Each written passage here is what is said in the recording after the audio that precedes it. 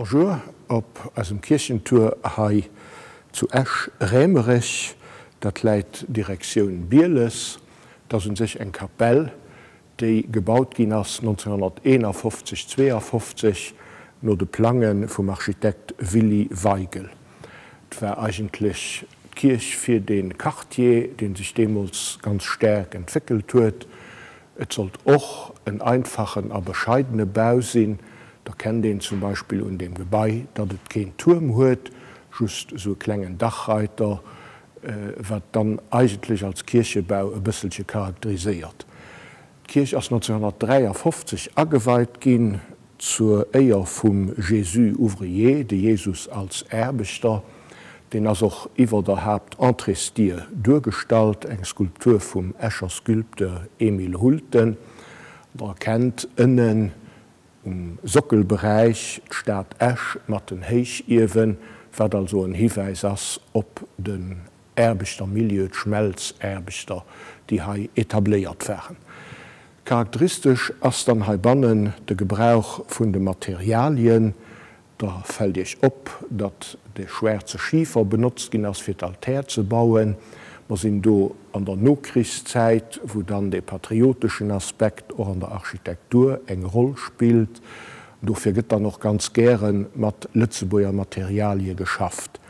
Wird dann noch Bewusstheit gemacht, dass der Kontrast zwischen hell und dunkel, den der derzeit an ganz viele Kirchengebäude rumfand, gerade wie auch den ganz einfachen flachen Plafond, den nom Krieg oder vielen zersteierte Kirchen angezugin ass, weil dat méi einfach war och ökonomisch méi eng günstig Lesung durchgestalt huet. Et wären am Ufang auch ganz einfach Fenstern dran.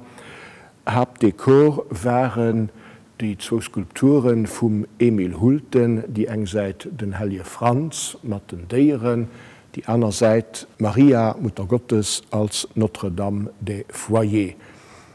Hanner dem Autor, de vun Ufang gun, also schon 1953, so opgestalt war, dat de Pastor kont hannen drustoen, bei der Mass op d'Leit kucken, do as ein Kreizigungsgrupp, dat as traditionell nach am Sinn vum 19. Jahrhundert.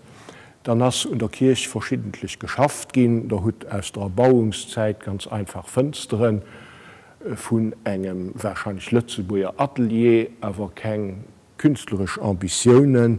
Später huet dann den Adi Deville vu Schöffling pur Verbesserungen erabrucht, mat Fenster am Kauer, dann aber auch mat der Platz hannen an der Entree, wo den Osterlichter opgestalt ist, für dem sing Bedeutung zu unterstreichen.